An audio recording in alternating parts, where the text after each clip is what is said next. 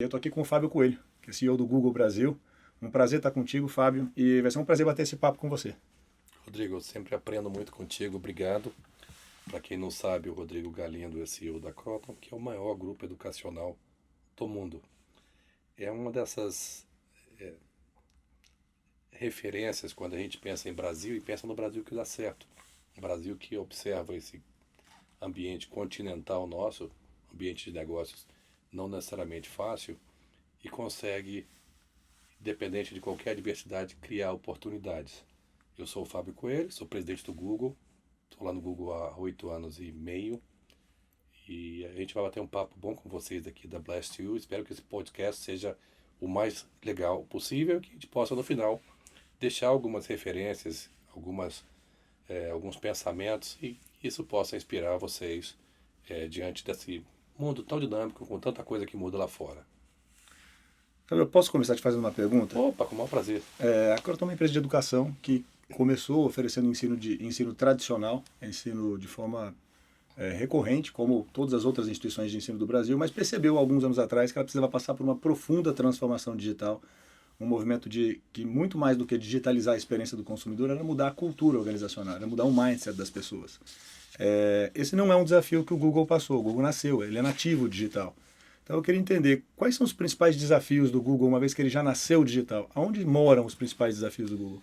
Olha, o Google nasceu digital, é verdade, mas ele não existe numa bolha, né? Nós existimos, a empresa existe através de uma série de plataformas de tecnologia, plataformas que a gente costuma dizer que é o teste da escova de dente, que as pessoas usam essas plataformas várias vezes por dia, seja o buscador, mapas, YouTube, Chrome, Android e várias outras, para que a gente possa criar oportunidades das pessoas tomarem decisões melhores.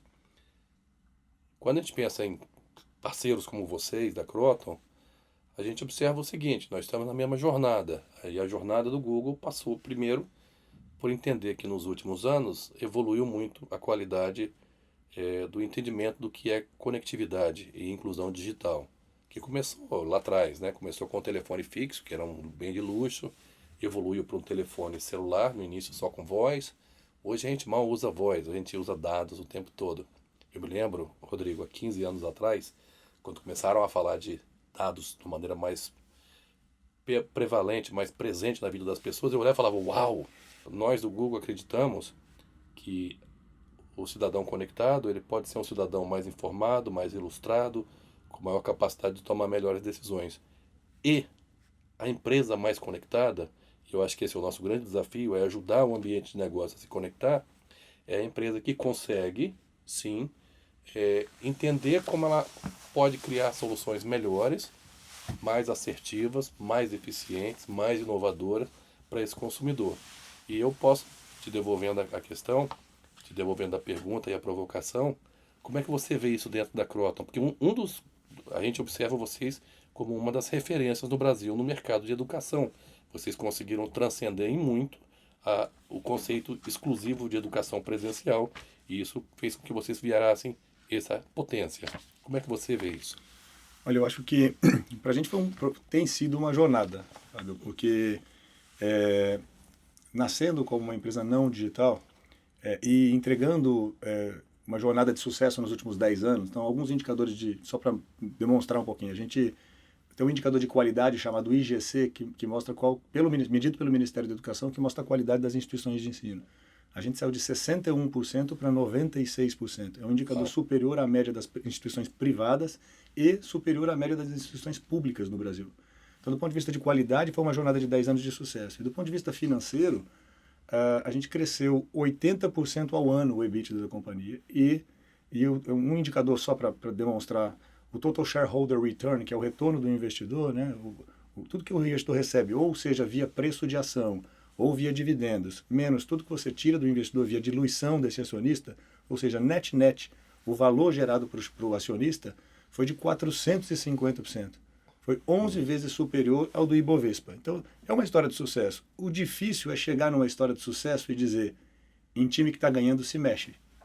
E a gente tomou essa decisão. E se mexe o tempo todo, né? Pois é, e a gente tomou essa decisão há 1 ano e meio atrás, quando a gente resolveu que a fórmula que nos levou ao sucesso nesta era de 10 anos não ia ser a mesma que ia nos levar ao sucesso para os próximos 10 anos. E a gente resolveu, então, encarar uma profunda jornada de transformação. E essa jornada foi também uma jornada pessoal. Ela não foi só uma jornada institucional, porque para liderar uma jornada dessa, você tem que se transformar. Então, de todas as mudanças que eu passei na minha carreira, certamente essa tem sido a mais relevante, a mais impactante, a mais transformadora, porque você tem que, primeiro, construir competências novas que você não tinha. Não eram competências que eu achava que eram relevantes, e não foram relevantes para aquela época, mas hoje são fundamentais. Depois é mobilizar o time todo para que esse time encare essa jornada de transformação digital de forma profunda, verdadeira, genuína. Mas os resultados em 2 anos já são excepcionais. A gente tem uma outra companhia, com outro mindset, com outra cabeça, outra forma de pensar. Isso tem ajudado tanto os nossos negócios atuais, quanto a identificação de outras oportunidades de negócio que para a gente nem eram visíveis e perceptíveis antes dessa abertura toda.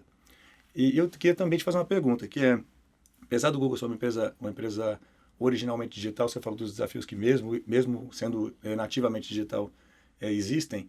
Eu queria te fazer uma pergunta em relação ao grupo, em relação ao Alphabet. Claro. Porque dentro do Alphabet, me parece que você tem empresas que são maduras, geradoras de caixa e realmente empresas estruturadas como negócios que geram caixa já hoje.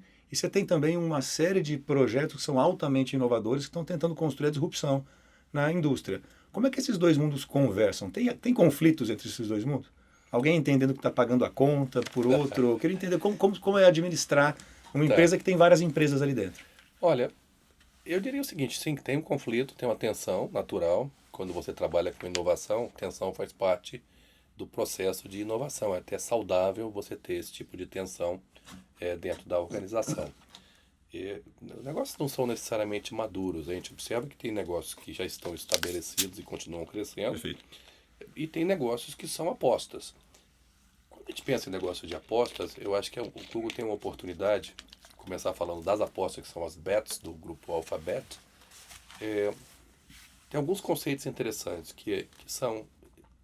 tem a ver com, eventualmente, pensar em criar grandes soluções para problemas que estão aí diante de nós usando a tecnologia, mas também tem um pouquinho de... Quando a gente pensa na visão dos fundadores do Google, do Larry Page, do Sergey Brin, tem a ver com como é que você consegue ajudar a mudar o mundo, a criar um lugar melhor e deixar uma pegada melhor nesse planeta. E isso não é apenas uma visão idílica do ambiente de negócios, mas são oportunidades de negócio na área de energia, na área de mobilidade, na área de transporte. Então, o que o Google observou quando foi criada a Alphabet? Que haviam áreas de negócios que podiam se beneficiar enormemente da tecnologia, cujo processo de desenvolvimento de soluções estava não necessariamente difundido nesse ambiente colaborativo que a gente tem hoje, soluções que iam demorar de 5 a 7 anos para amadurecerem, e criou um portfólio de apostas para grandes problemas. Energia, transporte, saúde e vários outros problemas. Quando a gente pensa nisso, lógico, sempre que você fala de um portfólio de soluções altamente disruptivas, usando tecnologia, existe uma possibilidade que essas coisas não deem certo. E faz parte, na noção de portfólio, se você estiver acertando todas as suas soluções, significa que você não está correndo risco suficiente, não está sendo ambicioso o suficiente. Isso tem que coexistir com o entendimento de que existe um negócio maior, que tem vários subnegócios. Você tem um negócio de busca, que é um negócio fantástico, que ele se materializa através dessa organização de toda a informação disponível e acessível, e tornar isso acessível para todo mundo no planeta. Pensar que hoje a gente tem quase 4 bilhões de smartphones, de telefones celulares no mundo, coisa de louco, né? Criando esse ambiente conectado, onde a inteligência coletiva acaba sendo maior do que a inteligência individual de cada um de nós. Isso muda a maneira da gente trabalhar, isso muda a maneira da gente interagir, isso muda a maneira de nós, enquanto cidadãos, exercemos a nossa cidadania. E isso evoluindo de acordo com a forma como a tecnologia foi evoluindo, sempre buscando democratizar acesso.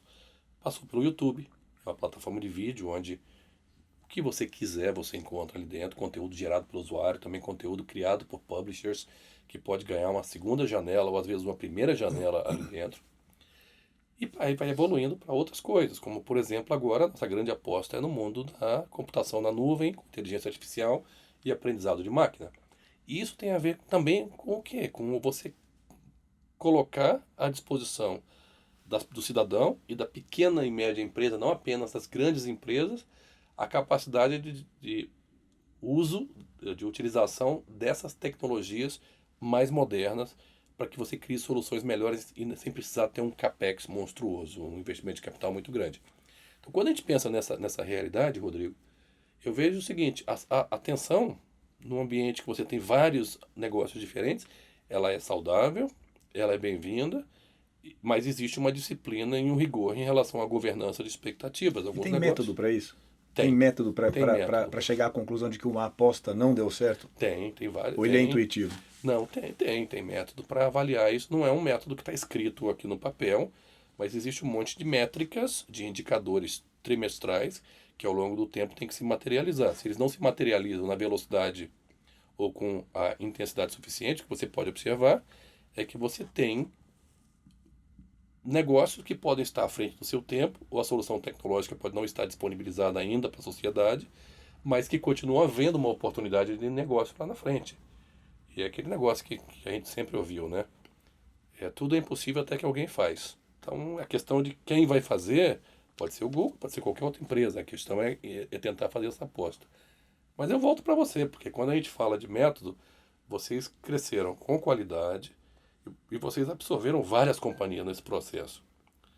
E nesse ponto, quando você absorve várias companhias, existe um método, mas cada aquisição, cada incorporação, cada trabalho desse é diferente, né? Como é que foi essa experiência? Especialmente, como é que foi essa experiência em relação a pessoas? Eu acho que quando você faz um processo de aquisição e quando você constrói uma empresa com aquisições, acho que é muito importante entender e preservar os aspectos culturais. Então, sempre que a gente faz uma aquisição relevante, a primeira coisa que a gente faz é entender qual que é a cultura da organização. A gente faz um conjunto de pesquisas para entender a cultura da organização da Croton, a cultura da organização adquirida ou a ser fundida e qual que é a cultura desejada. Entende os traços culturais alinhados, os traços culturais Sim. que são convergentes e faz escolhas dos traços culturais que não são convergentes, tentando se apropriar do que de melhor essa cultura tem. O importante é que a cultura decorrente da fusão seja uma cultura que represente um pouco de cada um desses universos para que todo mundo se sinta legitimado ali dentro. Claro. A gente fez isso de forma relevante em 3 ou 4 aquisições que foram transformacionais, na aquisição do Iuni, na aquisição da Unopar, na aquisição da Anhanguera e na aquisição da Somos. Então, no total, em 10 anos, foram quase 16 bilhões de reais investidos em aquisições no Brasil. E como garantir que essas empresas unidas, a soma de 1 mais 1 seja maior do que 2, né? Esse foi o grande desafio. Então, foi também preservando a cultura que a gente conseguiu entregar esses resultados todos. Então, e cultura é construída pelas pessoas, né? São os relacionamentos que fazem a cultura organizacional. E agora a gente está passando por um outro momento que não é decorrente de uma aquisição, que é uma mudança cultural decorrente da transformação digital. Eu vou dar um exemplo que essa mudança às vezes acontece na gente mesmo, né? Quando a gente resolveu iniciar o processo de transformação digital, a primeira coisa que eu fiz foi eu preciso criar repertório pessoal para poder conduzir um processo desse e poder capitanear esse processo junto com os demais líderes da organização e fazer esse processo ser legítimo para todo mundo. E eu conversei na época com 27 CEOs ou CTOs de empresas brasileiras ou estrangeiras que tinham passado ou estavam passando por processos de transformação digital bem ou mal sucedidos. E recebi muitos inputs, muita informação, tive acesso a muito material técnico para poder criar esse repertório. E eu tive que mudar conceitos que estavam arraigados na minha cabeça. Por exemplo, eu cresci achando que erro é ruim. Você cresce dizendo, acertar é bom, errar é ruim. De vez em quando você vai errar, mas isso é ruim, tá?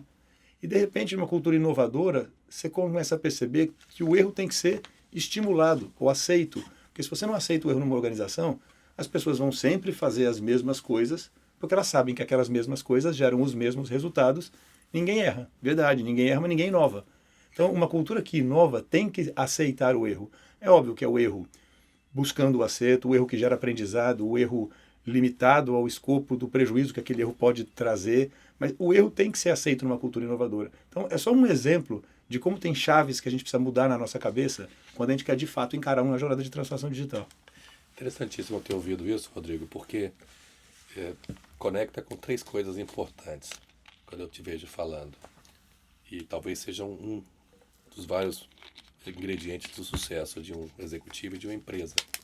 Primeiro, tem a ver com stream ownership, no sentido de dono. Para você conversar com 27 CEOs, você se abrir para ouvir, para começar um processo de transformação, demonstra primeiro humildade e vontade de aprender. E eu acho que nos dias de hoje, eu costumo dizer isso o tempo todo lá no Google. Em 9 anos eu vi 3 empresas diferentes. E a gente tem que aprender, porque o que a gente aprendeu em 2014 já não vale necessariamente em 2009, e não é apenas técnico. Não tem a ver só com tecnologia, tem a ver também com determinadas fórmulas e modelos de liderança e de gestão. Claro. A primeira coisa é essa. A segunda é na questão da liderança, como é difícil tirar as pessoas de uma estrutura que é comando e controle para passar para um modelo onde as decisões são tomadas de uma maneira mais colaborativa, mais delegativa, porque é um pressuposto de confiança. Eu imagino que isso para vocês deve ter sido dificílimo, porque você estabeleceu um modelo que é fundamentado em confiança. Quando você passa por tantos ajustes, de tantos processos de gestão e digestão de empresas ao mesmo tempo, é bastante complicado, porque as pessoas primeiro elas falam, como é que eu faço para continuar mantendo meu emprego e não correr risco, né? Então, estimular a cultura do risco tem que ter um ingrediente de confiança. Aí volta para a questão da liderança e da cultura, né? A cultura de apoio aos líderes.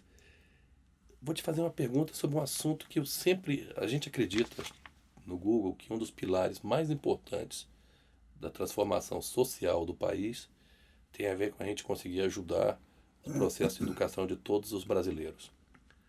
Hoje, eu sou lá do Espírito Santo, você sabe, há 35 anos atrás, para vir para São Paulo, era um negócio muito mais complicado do que é hoje, né? Hoje você tem acesso ao mundo inteiro, estando no interior do Espírito Santo, no interior do Amazonas, mas continua tendo um elemento sagrado ali no meio, que eu queria ouvir de você. Como é que você vê esse ingrediente, esse elemento sagrado convivendo com tanta transformação? E é um elemento nobre que é o papel do professor. Como é que você vê o papel do professor nesse momento em que o professor vai se transformando e vai tendo que conviver com toda essa tecnologia à disposição?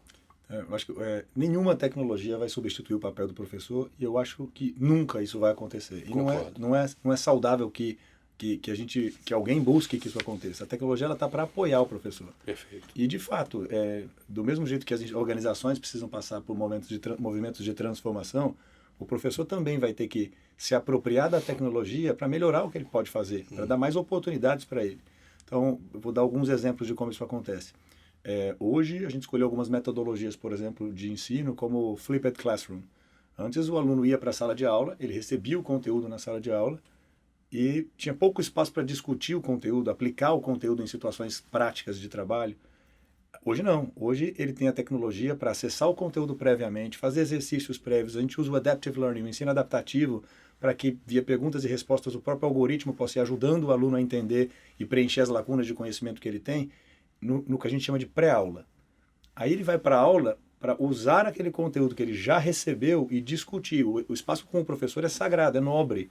Vamos usar esse espaço com o professor para fazer aquilo que realmente só o professor pode fazer, que é estimular o pensamento crítico do aluno, que é discutir a aplicação daquele conteúdo em situações práticas e reais do cotidiano. E depois você tem o terceiro momento, que é o pós-aula, onde todos os conteúdos complementares, exercícios de reforço, são aplicados também via plataforma tecnológica. Esse é só um exemplo de como a tecnologia pode ajudar o professor no papel que ele desempenha. Então, o papel do professor é sagrado, continuará sendo sagrado, e a tecnologia só vai valorizar isso. É impressionante como o professor pode inspirar um grupo de pessoas a buscar um aprendizado adicional, a buscar aprender mais, a se interessar pelos assuntos, né? Eu acho fantástico isso. Impressionante mesmo. Assim, o papel que o professor tem no desenvolvimento das pessoas é crucial. E é interessante, você falou sobre responsabilidade social. Numa empresa de educação isso é muito presente, né? Assim, a gente diz que a gente recebe sempre a pergunta, quais são os trabalhos de responsabilidade que a Croton faz? A Croton faz muitos trabalhos de responsabilidade social. Ela investe mais de 400 milhões de reais ano só em trabalhos de responsabilidade social, em atendimentos clínicos, em atendimentos odontológicos, fisioterápicos, psicológicos, jurídicos, gratuitos à comunidade carente. Tem 2 fundações, a Fundação Pitágoras e o Instituto Somos, mas o core da empresa, que é a educação, já tem um papel social que é relevante. Então, a gente tem duplamente o papel social, pelos trabalhos de responsabilidade social que a gente faz e entregando o nosso serviço. Hoje, de cada 8 alunos que fazem graduação no Brasil, um está conosco. Uau. Então, esse é o tamanho da responsabilidade que a gente tem, né? Parabéns, Preparar essas pessoas para o mercado de trabalho adequadamente, formar cidadãos cada vez mais preparados, críticos, conscientes do seu papel na sociedade. Esse sim é o que nos motiva, né? Então, você diz, o propósito da Croton é transforme seu futuro. A gente acha que a educação é capaz de ajudar as pessoas a transformarem seus futuros. E é isso que tira as pessoas da cama. Então, eu digo, no processo de recrutamento e seleção de colaboradores na Croton, boa parte do trabalho é mostrar o propósito da organização. E a gente vê muita gente fazendo movimentação lateral. Fala, olha, eu estou na mesma posição, eu vou ganhar o mesmo salário, mas eu quero estar numa companhia que tem a capacidade de mudar o mundo. E eu acho que a educação faz isso. Então é muito legal ver isso e estimular isso dentro da nossa organização. Eu trabalho, como você sabe, em educação desde os 13 anos, né? Então, é o que eu gosto de fazer, é o que eu quero fazer, porque realmente eu acho o papel importante da educação. Agora, eu queria te fazer uma pergunta mudando um pouquinho de assunto. Oba. Falando um pouquinho de gente. Tá. Tecnologia está sendo é uma área com cada vez mais demanda para recrutamento de profissionais. Sim.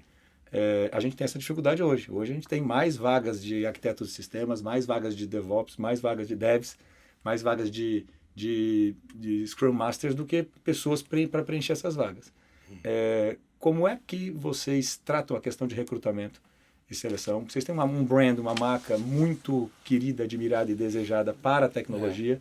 Imagino que isso seja menos impactante para vocês, mas como é o processo de recrutamento de talentos e de manutenção de talentos, de retenção desses talentos, num mundo tão competitivo?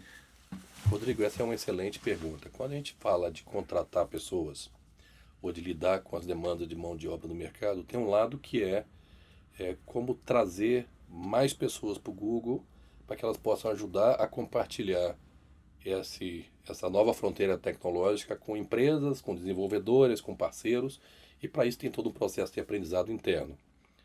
O Google nasceu sendo oriundo da Universidade de Stanford, onde o Larry e o Sergey faziam o doutorado. Então a gente tem uma fundamentação acadêmica muito forte. Eu, independente de ser o executivo responsável pelo negócio no Brasil, eu faço certificação a cada 3 meses. Não é diferente de nenhum outro profissional da casa. Todo mundo passa por um processo de certificação, de atualização e de reciclagem, para que a gente não fique desatualizado do ponto de vista técnico. Tem mais coisas em relação a isso, mas eu acho que o mais importante não é só o aprendizado técnico, ou como é que a gente ajuda, como o Google pode ajudar empresas ou instituições externas a se manterem atualizadas e conseguirem gerar oferta de mão de obra. A gente tem um programa chamado IT Certification, tem um monte de programas dentro que a gente faz pelo Brasil para que a gente possa ajudar as pessoas a se capacitarem em relação às novas fronteiras da tecnologia, presencialmente ou através de conhecimento self-service disponível na plataforma. Mas talvez o mais legal seja como é que a gente lida com o recrutamento desses talentos. Aí tem a ver com algumas coisas. A Companhia de Talentos acabou de fazer uma pesquisa, que é aquela empresa dos sonhos, para jovens, média gestão e alta liderança. E o Google ganhou nas 3 categorias. E vem ganhando já tem vários anos. A pesquisa com mais de 100 mil pessoas. E o que essa pesquisa mostra que as pessoas querem trabalhar em ambientes com propósito, antenados com a maneira como eles vivem. Hoje em dia as pessoas querem trabalhar como elas vivem. E a nossa vida e trabalho que se confunde um pouquinho, meio poroso. Você não quer trabalhar numa empresa que você acha que ela não está atualizada, não está corrente, não compartilha de valores contigo. E a outra coisa é uma empresa generosa. Uma empresa que ela devolve para a sociedade e devolve para os seus funcionários. Então tudo isso a gente avalia, todos os elementos, seja remuneração, seja valorização. Não é questão de você pagar mais, é questão de você encontrar um modelo que você consiga ter a valorização e o engajamento das pessoas. Que as pessoas trabalhem entendendo que as métricas trimestrais são claras e se elas fizerem aquelas métricas elas vão ter um tipo de recompensa.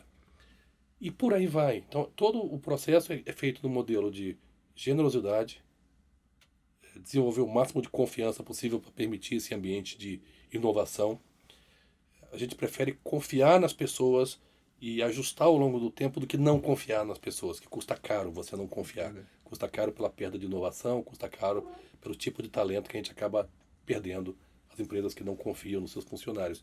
Então talvez o mais legal dessa história seja uma empresa do século, Google nasceu há 20 anos atrás, uma empresa que não tem meio século ainda, tentando também se manter atualizada o tempo todo, com os ouvidos bem abertos, com os olhos bem abertos, para entender que se você quiser se manter relevante como solução, como empregador, nós como líderes, a gente tem que estar o tempo todo fazendo ajustes, e é isso que a gente tem tentado.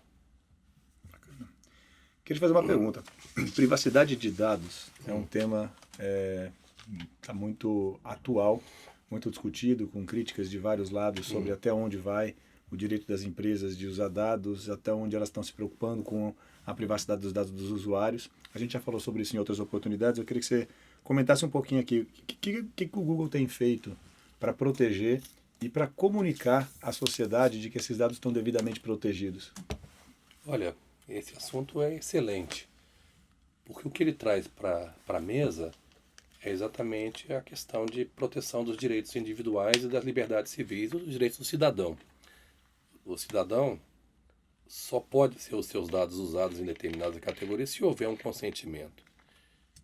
Agora, isso parece uma obviedade, mas quando a gente pensa as pessoas estarem tão dispostas a usar as plataformas de tecnologia, as plataformas de tecnologia, por outro lado, elas têm que ter uma responsabilidade de educar, de informar, de explicar exatamente como seus dados vão ser utilizados, em que situações, para ter o consentimento do usuário, de chamar a sociedade para conversar, para explicar que a confiança é o ativo mais importante de uma empresa que usa muitos dados. No momento que se perde a confiança, especialmente no ambiente digital, qualquer usuário, pode migrar o seu comportamento para plataformas que ele ou ela acreditam mais. Quando a gente pensa nisso e olha o que está acontecendo hoje no mundo, essa é uma discussão que ela vai evoluindo, porque o que não era importante há 10 anos atrás passa a ser importante agora. Nós sempre respeitamos os conceitos básicos da Lei Geral de Proteção de Dados. A gente ajudou ao Brasil a entender como a Lei Geral de Proteção de Dados ela tem que proteger o cidadão, mas ao mesmo tempo ela tem que ajudar o ambiente de empreendedorismo. Mas a gente entende que essa discussão de privacidade não existe uma verdade, e essa verdade não pertence nem ao Google, nem a ninguém. Ela tem que ser uma discussão de como a sociedade acredita que os dados podem ser utilizados. A gente prefere, numa discussão como essa, pensar que a gente vai se adequar à lei, sempre, como a gente sempre se adequou. Então o Google está 100% adequado à Lei Geral de Proteção de Dados brasileira. Assim que houver o funcionamento da Agência Nacional de Dados, a gente vai trabalhar para ajudar, para que a gente possa criar um ambiente que protege o cidadão e ajuda as empresas, e entendendo que esse entendimento do que é privacidade também ele pode evoluir ao longo do tempo. Eu acho que as pessoas, quando elas se dispõem a permitir que os seus dados sejam utilizados para que você crie melhores experiências no ambiente digital, elas esperam uma contrapartida que eu não quero ser abordado de uma maneira intrusiva, de uma maneira que não me agrega, ou que os meus dados estejam disponíveis aí para todo mundo aí fora. Então, quando há esse entendimento, as empresas conseguem se sair bem. Quando não há esse entendimento, as empresas acabam perdendo a confiança do usuário. Eu acho que é a mesma coisa. O que fica claro é que os dados conseguem gerar experiências melhores para o usuário e, ao longo do tempo, um ambiente de negócio mais eficiente. Eu vejo no caso de vocês. O entendimento do lifetime value, né, de um cliente, de um estudante, pode te levar a criar melhores programas, melhores condições para aquele estudante, condições diferenciadas para cada tipo de estudante. Isso acaba sendo benéfico para o estudante. Como é que vocês veem isso dentro da Croton? Bom, eu vou dar um passo atrás só para falar um pouquinho, porque quando a gente fala que a gente está passando por um processo de transformação digital, fica parecendo que é algo etéreo, né? É muito abrangente, pouco objetivo. Então, a gente organizou o que é a transformação digital para a gente, e eu já chego no teu ponto de que apostas a gente está fazendo. Na verdade, a transformação digital para a gente tem é o desenvolvimento de 3 grandes pilares que vão gerar uma mudança cultural. Quais são esses pilares? Primeiro, agilidade em escala. Segundo, o desenvolvimento de 3 competências-chave dentro da organização. E terceiro, inovação aberta. Os 2 primeiros estão relacionados a como a gente inova de dentro para fora, e o terceiro é como a gente está aberto para reconhecer, identificar e se associar da inovação que vem de fora para dentro. Agilidade em escala. A gente antes tinha uma relação cliente-fornecedor entre tecnologia e unidade de negócio. Isso foi completamente rompido. Em 7 meses a gente tombou toda a equipe de desenvolvimento para modelos ágeis de gestão. Está com Agile lá, né? Estou com Agile, 100% de Agile. Impressionante. Isso mudou, assim, mudou completamente a relação de tecnologia dentro da organização. Antes, a tecnologia fornecia serviços para a área de negócio. Hoje, a área de negócio tem analistas, tem desenvolvedores, tem arquitetos e tem uma solução. Ele tem um desafio de negócio. E lá dentro desse desafio de negócio tem um time composto por pessoas com perfis diferentes, entre elas pessoas de tecnologia. Então você uniu completamente tecnologia e negócio, levou o time de tecnologia para outro status dentro da organização, no ponto de vista de relevância, de conhecimento do negócio. Então, agilidade em escala é crucial para a gente. Mudamos todos os modelos de governança da organização, porque a agilidade em escala não acontece só na área de tecnologia / negócios. Ela acontece nas outras instâncias da organização. Estava lendo outro dia um artigo que falava sobre o fake agile. São empresas que implantaram o Agile, mas não estão se beneficiando dos potenciais benefícios que o Agile traz.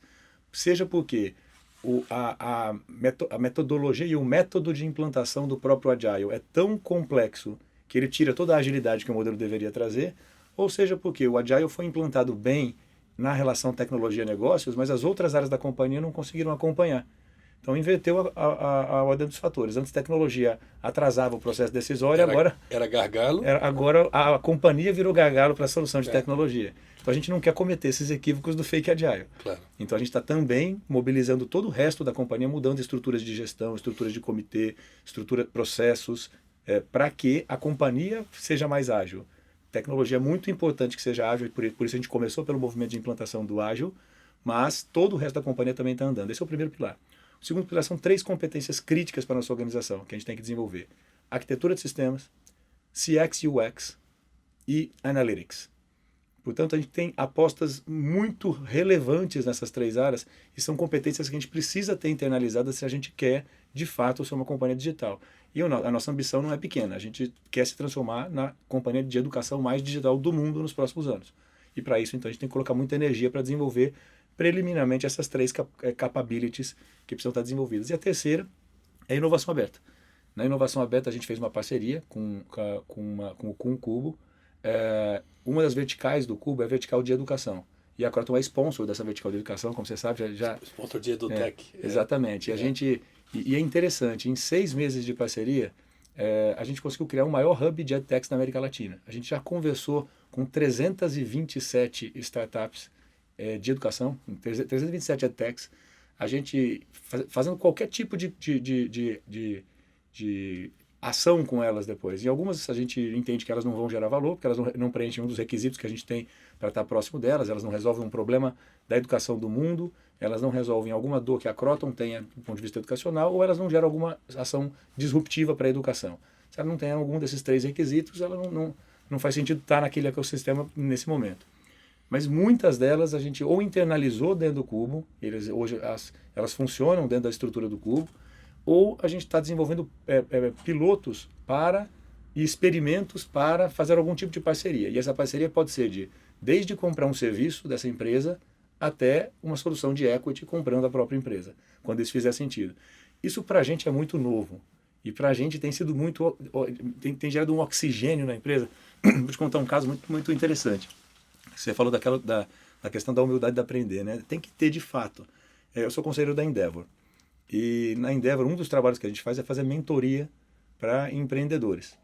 Então a gente reserva determinados slots. Eu não sei se você já deu mentoria para a Endeavor ou não, mas é muito bacana. É como qualquer outra mentoria de algum outro espaço, mas para empreendedores, e geralmente são empreendedores de empresas de tecnologia. E em vários casos eu recebi os empreendedores, um deles até falou: olha, eu queria fazer um shadow contigo, passou um dia junto, me acompanhando para ver os processos de decisão, mas foi super bacana. Passaram-se 3 semanas, eu liguei para o empreendedor, que era de uma pequena empresa de tecnologia, falei: ok, agora você vai me devolver a mentoria que eu te dei aqui, porque eu quero ir na tua empresa aprender contigo aquilo que você tem como competência mais desenvolvida do que a minha. Era uma empresa pequenininha, mas nas conversas eu identifiquei que ele tinha competências naquela empresa que me eram muito úteis. Então, eu fui na empresa dele para ouvir, para aprender, para conhecer como funcionava. Então, acho que você tem que estar aberto para, o que você falou, para aprender de fato. Né? Um mundo novo, você tem que estar construindo esse mundo novo a cada dia. Eu queria te fazer uma pergunta, aqui indo para o campo um pouquinho mais pessoal. Eu sei que é difícil a gente identificar mas qual foi o maior desafio da tua carreira? O maior desafio da minha carreira talvez tenha sido me reinventar profissionalmente quando eu entrei no Google. E eu falo isso porque eu entrei no Google, Rodrigo, aos 45 anos. E às vezes as pessoas têm a ideia de que o Google é aquela moçada com o sofá colorido, tem tudo aquilo.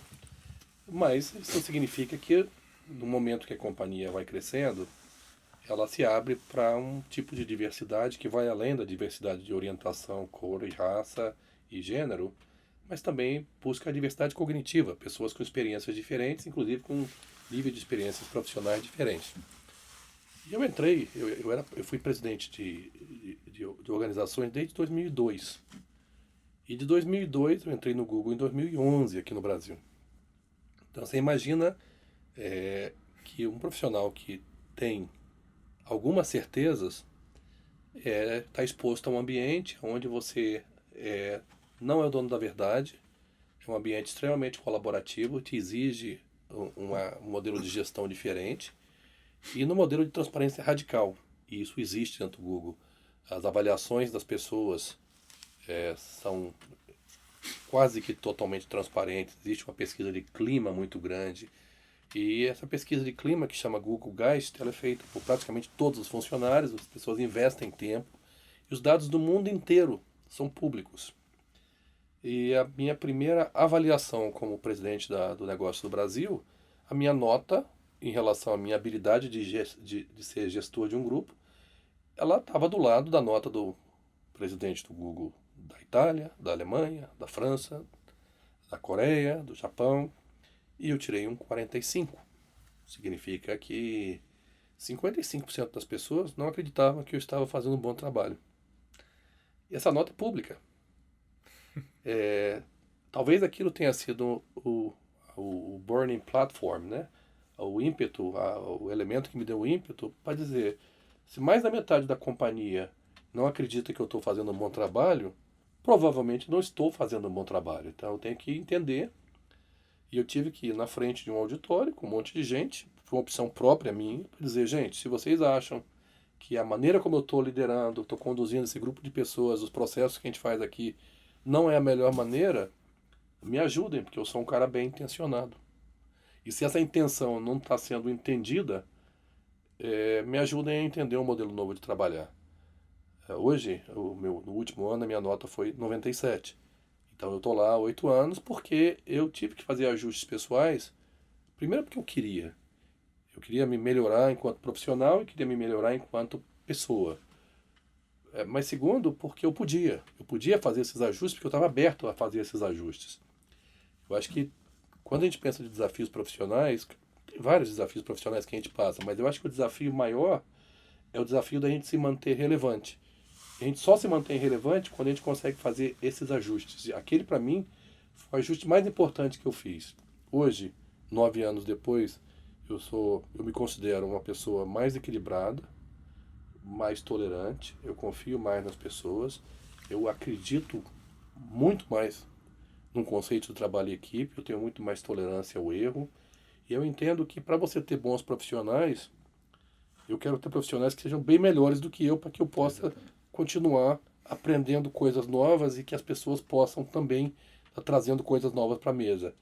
E dentro desse espírito, talvez uma das coisas mais legais foi que eu realmente não apenas aceitei, como a gente muitas vezes fala de diversidade, e as pessoas aceitam a diversidade, seja porque acham que é politicamente correto, seja porque elas acreditam naquilo, mas eu passei a celebrar a diversidade de opiniões, a diversidade de pensamento, a diversidade de origens, a diversidade como um todo.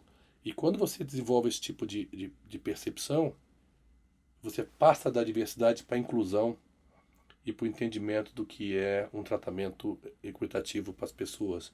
E isso gera muito mais do que uma liderança técnica, a capacidade que você tem de agregar pessoas em torno de uma proposta. Então a gente hoje em dia no Google, a gente no Brasil tem uma operação super sólida, que cresce, que é considerada a operação referência dentro do Google mundial, e exatamente por isso, porque eu acho que a gente tem a humildade de saber que a gente não sabe tudo, e isso, parte disso é reflexo da liderança, é você falar, olha, você tem que ser proativo, você tem que buscar soluções para os seus clientes, você tem que estar focado em entender os objetivos de negócio de cada um dos seus clientes, você tem que ajudar numa transformação digital, você não está aqui para fazer dinheiro, para fazer negócio, você está aqui para ajudar empresas a fazerem coisas muito de uma maneira nova, melhor, mais eficiente. E aí, se a gente fizer isso com 60 mil empresas, como a gente tem feito, o relatório de impacto econômico mostra. O ano passado a gente contribuiu com 41 bilhões de reais para a economia brasileira. Então, começa lá na liderança, mas passa por como você inspira, que nem o papel do professor, né? No momento que o professor ele começa a entender o tamanho e a importância dele, ele começa a ser mais valorizado. Hoje eu valorizo muito mais a liderança, porque a liderança nada mais é do que você juntar um caleidoscópio de perspectivas e entender como aquelas pessoas conseguem tolerar diferenças. O que é um negócio tão difícil no Brasil de hoje, no mundo de hoje, né? As pessoas cada vez mais têm dificuldade de se ouvir, de entender o ponto de vista do outro. Isso é muito importante. E eu acho que, voltando para você, vocês também, nós temos um papel muito grande nisso, né?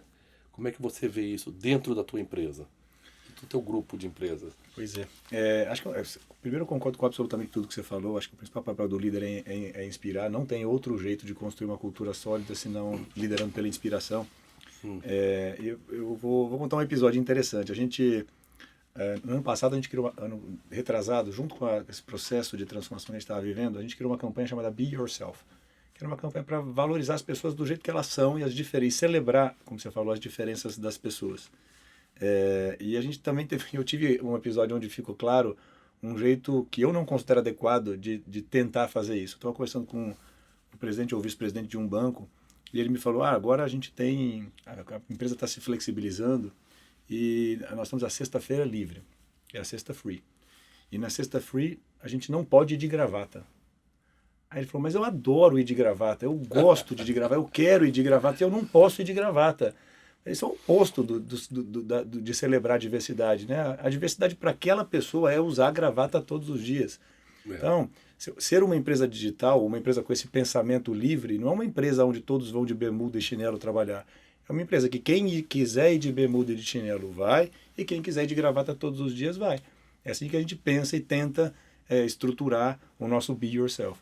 Esse episódio é importante porque ele é emblemático, né? Às vezes a gente tem a impressão de que o menos formal é necessariamente mais aquilo que representa a diversidade. Não é, a diversidade é aceitar o menos e o mais formal convivendo juntos. Mas sabe, Rodrigo, quando eu passei uma década nos Estados Unidos, eu queria contar uma história que tem a ver com isso. Quando eu cheguei em Atlanta, eu fui meu segundo trabalho, eles gostavam de mim, a gente vendeu um negócio que tinha aqui na América Latina, eu acabei virando presidente do negócio de internet, que na época era pequenininho. Fui presidente do negócio de internet em 2004, fiquei 5 anos nessa cadeira. E era interessante porque o negócio de internet nos Estados Unidos, na cidade de Atlanta, que é uma cidade afro-americana muito forte, ali nasceu no movimento dos direitos civis, ali foi a cidade de Martin Luther King, o sul, né, dos Estados Unidos, na verdade é sudeste, e 65% das pessoas que trabalhavam comigo eram African American, e eu era um latino, e eu nunca havia me sentido uma minoria. Então, eu não tinha, em 2004, essa sensibilidade social de entender que as pessoas são absolutamente diferente de você e faz muita diferença você entender. Então eu comecei a tentar ter mais profundidade no entendimento das perspectivas e na casa das pessoas que trabalhavam comigo, entender como cada um deles vivia, entender o que era relevante para aquelas pessoas. Eu falei, eu não vou conseguir liderar um grupo de pessoas se eu não entender o que motiva essas pessoas a trabalhar. E nessa busca por conhecimento, eu li um artigo que falava de 4 coisas. Falou o seguinte: as pessoas não seguem empresas, as pessoas seguem líderes. E aí fizeram uma pesquisa sobre o que era liderança. Sei lá, 3.000 e tantas pessoas. E saiu um conceito que era: tem 4 pilares fundamentais que, que as pessoas consideram relevantes quando se busca um líder. E em inglês seria hope, stability, trust e compassion. Então começa com a esperança, o hope, que é a capacidade que você tem de gerar uma visão e trazer aquelas pessoas para dentro dessa visão, que é uma visão compartilhada, construída em colaboração. Estabilidade tem a ver com você poder, as pessoas saberem o que esperam de ti. Entender que as pessoas sabem que você pode ter um dia ruim, um dia bom, vários dias bons, alguns dias ruins, mas as pessoas sabem o que esperar de ti num relacionamento interpessoal.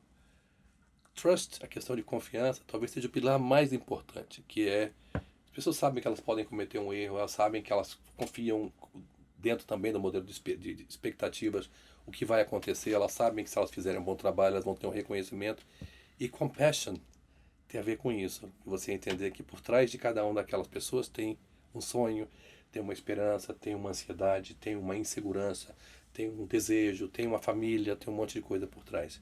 E eu tentei usar esses 4 exemplos para trazer para a realidade nesse momento difícil que a gente estava conversando aqui, que é como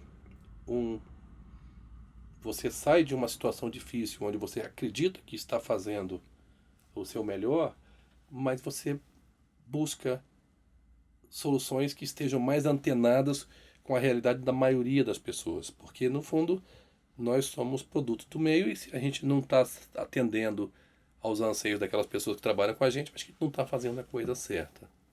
Muito bom. Me conta uma coisa, qual é o seu maior sonho em relação à educação no Brasil? Eu vou te contar. Eu realmente acredito que o único jeito da gente transformar uma nação é por meio da educação. Eu não vejo outro caminho. Não consigo encontrar outro caminho.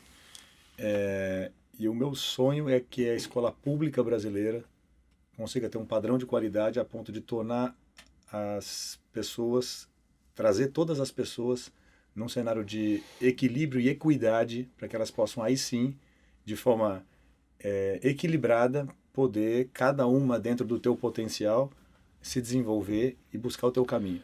Porque é muito injusto você apoiar simplesmente a meritocracia quando as condições que foram dadas para cada indivíduo foram diferentes.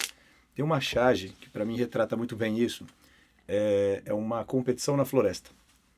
E estão competindo todos os bichos da floresta. O macaco, o peixe, o leão, o jacaré, o passarinho. Todos os bichos estão competindo em condições de igualdade. A regra é uma só. Tem que subir na árvore e pegar a maçã. Aí você imagina qual que é a condição do peixe de fazer isso, né? Ele não tem as mesmas condições. Isso não é justiça. A justiça tem que partir da equidade. É o que acontece no mercado de trabalho. O mercado de trabalho está disponível para todo mundo. É verdade, mas alguns tiveram uma educação de altíssima qualidade e uma excelente formação, e outros tiveram uma educação de péssima qualidade com baixa formação. Então a gente precisa equilibrar isso. Para aí sim, olha, agora partiu todo mundo do mesmo patrão, do mesmo patamar. Agora cada um com o teu esforço vai poder ser mais ou melhor ou pior sucedido, e aí sim a meritocracia é justa. Então meu sonho é isso, a gente conseguir ter uma educação de qualidade pública, porque ela é a base, 80% do ensino básico hoje do Brasil é educação pública, ter uma educação pública de qualidade a ponto de trazer equidade para as relações entre as pessoas. Rodrigo, pergunta: você está exposto a conteúdo, conhecimento, informação o tempo todo. Como é que você atualiza o seu cérebro? Olha, em absolutamente todas as minhas relações sociais. Então, assim, desde... Primeiro, meu maior evento ou momento de atualização do meu cérebro é em todas as relações que eu faço. Então, nas minhas relações com os meus pares, eu busco aprender, nas relações com o conselho de administração, com os acionistas, com os alunos, quando eu visito escolas. Então, esse é um bloco. Segundo, leitura. Tanto a leitura não acadêmica quanto a leitura técnica. Acho que é fundamental você ter conteúdo técnico também para atualizar o cérebro. Então eu acho que com as pessoas e com os materiais, com os conteúdos que você é exposto. Acho que são formas diferentes, mas complementares de atualizar o cérebro. E você? É, sabe que eu estava em Cannes recentemente, no Festival de Publicidade, e eu vi uma palestra do Scott Galloway, que se chama Álgebra da Felicidade. E aí o Scott Galloway é um professor da Universidade de Nova York, e ele entrevistou 1.300.000 pessoas para entender níveis de felicidade, dependendo da idade, dependendo de hábitos, dependendo de estado civil, dependendo de condição econômica. Aí viu que dinheiro ajuda até um determinado ponto, depois não ajuda muito. Viu que pessoas que têm um partner, elas são pessoas mais felizes do que pessoas que não têm. Mas uma coisa que me pareceu interessante foi a constatação de que ele fala sweat dividido por watch, que tem que ser alto. Você fazer mais do que você assistir. E para mim isso é fundamental quando a gente pensa nessas atualizações que tem a ver com como é que você cria experiências onde você interage e engaja profundamente com as pessoas. Poder ter tempo para olhar no olho, para entender o que a pessoa está falando, ouvir bastante, eu concordo contigo. Para mim é a coisa mais importante. Eu não tenho tanta paciência para ler, talvez por uma questão de information overload, que eu acho que é um outro assunto que eu queria te perguntar agorinha, que é como é que a gente se despluga. Mas uma das maneiras como eu tenho de tentar me atualizar é viajando. Eu acho fantástico você poder experimentar culturas diferentes, perspectivas diferentes, e viajando, tentando interagir com as pessoas, conhecer a casa delas. Uma viagem que você vai para um museu é uma coisa, uma viagem que você consegue jantar com a família daquela cidade é outra coisa completamente diferente do ponto de vista. Agora, falando de desplugar, como é que você faz? Como é que é a tua rotina de detox? Eu acho que acho que um grande desafio que a gente tem nessa sociedade maluca que a gente criou é conseguir trazer o equilíbrio, né? Buscar o equilíbrio. Se a gente deixar, o nosso trabalho vai demandar 100% do nosso tempo. Mas não é saudável isso. Você vai produzir muito menos, você vai ser muito menos eficiente. Então eu tento sim buscar o equilíbrio. Nem sempre é fácil, mas a gente tenta buscar o equilíbrio. Para mim, tem algumas coisas que realmente me desplugam. E viajar é a maior delas. Eu não gosto de viagens longas, eu gosto de viagens curtas. Então eu prefiro dividir várias viagens de 3 dias, 4 viagens de 3, 4 dias, do que uma viagem de 10, 12 dias. O que é pouco intuitivo, né? Geralmente as pessoas preferem sair mais tempo para desplugar. Eu prefiro sair pouco tempo e ficar pouco tempo, mas já saber que daqui a 2, 3 meses eu já vou ter uma pequena pílula de desplugar que seria viagem. E academia, para mim, corrida, academia, exercícios físicos, para mim, são oportunidades para se desligar. Então eu faço academia todos os dias, eu acordo às 5h50, vou para a academia às 6h15, treino até às 7h30 e depois eu trabalho já animado pelo movimento físico. Então, acho que viajar e o principal jeito de se desplugar é ter uma relação familiar muito saudável. A família, ela te energiza de um jeito que nenhuma outra atividade. Você pode viajar para o mundo inteiro e isso pode te dar menos energia do que passar um final de semana em casa com a tua família. Então, para mim, a família é o principal elemento de desplugar de qualquer coisa, qualquer preocupação, qualquer ansiedade, qualquer angústia. E viagens e exercícios, acho que complementam essa tríade aí de como se desplugar do mundo. Como que você faz para aguentar a barra de ser presidente de uma organização tão relevante quanto o Google no Brasil? Olha, é curioso você falar isso porque eu concordo contigo, mas eu não faço tanta atividade física assim. É um erro, eu entendo e reconheço. E é curioso, né? Porque esse talvez seja a minha próxima grande fronteira, mudar um hábito que não foi estabelecido. Eu gosto de viajar, gosto de desplugar. No final de semana eu tento trabalhar um período curto em casa, dentro de uma ótica um pouco diferente. Eu acredito em work-life balance, mas o work-life balance que as pessoas muitas vezes consideram um pouco diferente do meu. Eu acredito em work-life blend, que você tem que juntar essas duas coisas de uma maneira que funcione para você. Então, às vezes eu invisto 3 horas de manhã, acordo cedo, invisto 3 horas de manhã trabalhando e passo o resto do dia sem trabalhar, no final de semana. Às vezes eu não trabalho, ponto. Falo, esse final de semana eu não vou trabalhar nada. Eu acho que o importante é a pessoa não sofrer com essa tomada de decisão. E entender que cada um tem uma receita diferente. E não cobrar isso das outras pessoas. Acho que cada um tem que ter uma rotina que funcione, a sua dinâmica. Agora, Uma das coisas que me ajuda muito a desplugar é jamais usar celular em horários de refeição ou até pelo menos 10 horas da noite. Isso foi um negócio que eu vi muito nos Estados Unidos. As pessoas saem do escritório às 5 horas da tarde e elas passam de 5 até as 9 mais ou menos sem olhar para a tecnologia. O que é muito bom, porque permite você ter tempo de qualidade com a sua família, permite você jantar e sem ficar o tempo todo preocupado com o celular. Nada, praticamente nada, vai mudar num período de 5 horas. Depois você dá uma olhadinha lá e resolve. Meu ponto da viagem é um pouco diferente do seu. Eu gosto de viajar por 10 dias. E tem a ver com o seguinte: talvez os 3, 4 primeiros dias eu ainda esteja Agitado. agitado sob o efeito do trabalho, das coisas. O cérebro ainda está muito agitado. Depois daqueles 3, 4 dias, aí sim eu consigo ter um processo de detox legal. E quando chega lá pelo 8º, 9º dia, já dá dando vontade de voltar. E aí a gente já volta mais energizado. Mas é bacana ver que cada um tem um jeito É. de fazer, de buscar esse equilíbrio, né? Eu preciso aprender também. Você falou, seu próximo desafio pode ser romper essa barreira e aumentar a quantidade de exercício físico que você faz. Para mim, talvez, me desligar do celular durante determinado período de tempo seja a minha próxima barreira. Eu ainda não consigo fazer isso. E eu tenho algumas manias. Uma delas que eu queria comentar contigo, depois eu queria saber a tua. Vai pensando aí. Eu tenho uma mania que eu não consigo lidar bem com aquela bolinha vermelha em cima dos aplicativos dizendo que tem alguma coisa aberta. É como se aquilo estivesse gritando para mim. Tem alguma coisa pendente aqui. Então eu zero todas as bolinhas vermelhas de todos os meus aplicativos. E eu estou trabalhando para não fazer mais isso, mas é uma mania que eu ainda não consegui superar. Qual que é a tua mania? Olha, em relação à tecnologia, eu não tenho grandes manias, não. Talvez a minha grande obsessão seja juntar o que eu aprendi na cultura americana de eficiência com o calor humano da cultura brasileira. Quando eu morava nos Estados Unidos, eu olhava, as pessoas chegavam no escritório às 7h50 da manhã e trabalhavam até às 5 horas da tarde, tinham almoços curtos e reuniões muito produtivas. Tem um lado negativo que tinha menos interação humana. O brasileiro toma aquele cafezinho, pergunta como é que foi o seu final de semana. Mas tem um lado muito bacana que às 5 horas da tarde você está liberado para fazer a tua vida fora do trabalho. E aquele tem uma janela que você respeita de tecnologia que faz com que haja uma espécie de um equilíbrio maior.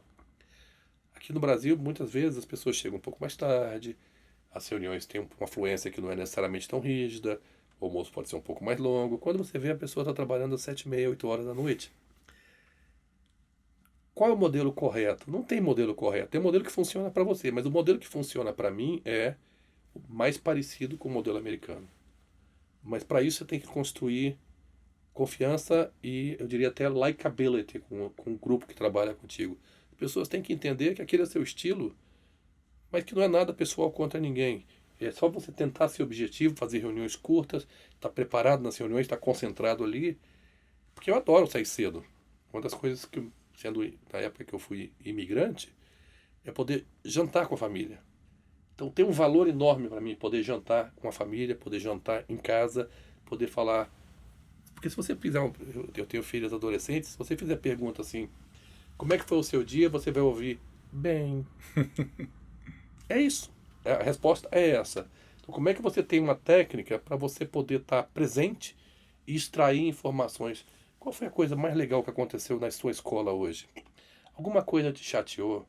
O que aconteceu contigo? Para você quebrar essa primeira barreira da distância, você tem que estar presente. Então eu realmente tento estar presente nas minhas relações, dentro do possível, lógico, entendendo que nós somos pessoas bombardeadas por informação o tempo todo. E a minha obsessão é essa, proteger o tempo, o meu tempo e o tempo das pessoas que trabalham comigo. Fábio, eu acho que está terminando o nosso tempo aqui. Eu queria dizer que, antes de terminar, eu queria dizer o respeito e a admiração que eu tenho pelo teu trabalho, pela tua carreira, pelo trabalho que você faz, que você desenvolve. E dizer que vocês só aumentam a barra para a gente, porque cada vez mais a gente tem o que a gente chama, no consumidor, do que a gente chama de experiência líquida ou experiência fluida. Que é o aluno entra no nosso ambiente virtual de aprendizagem e ele não compara o nosso ambiente virtual de aprendizagem com o outro ambiente virtual de aprendizagem da faculdade do lado. Ele compara com a experiência que ele tem no buscador do Google, no Facebook, no WhatsApp. Isso levanta muito a barra do que a gente precisa fazer. Então, sendo excepcionais, obrigado por levantar a barra para a gente. Isso torna a nossa vida mais difícil, mas a vida do nosso usuário muito melhor. Então, obrigado, parabéns pelo teu trabalho. Foi um prazer bater um papo contigo aqui. Puxa, eu que agradeço, Rodrigo. Obrigado. Parabéns pelo seu trabalho, pela sua trajetória, pela formação do grupo empresarial que vocês formaram, que é referência no Brasil. É muito bacana ver isso, porque quem está do lado de ser funcionário de empresa, pode ser uma empresa bacana como o Google, mas eu faço parte de uma organização. Vocês desenharam a organização. Eu acho que isso tem um mérito e um valor incrível e serve como inspiração e referência para esse Brasilzão que está aí fora, sabe? Para esse Brasil que está aí buscando referências. O nosso povo precisa de referências de que dá para fazer a coisa certa, com trabalho, com criatividade, com inovação. E aí com isso você ajuda um monte de gente, seja como parte da experiência de aprender lá na Croton, seja como emprego, né? Então, parabéns a vocês e foi um prazer realmente estar aqui contigo também. A barra está aumentada de lado a lado. Obrigado. Um abraço.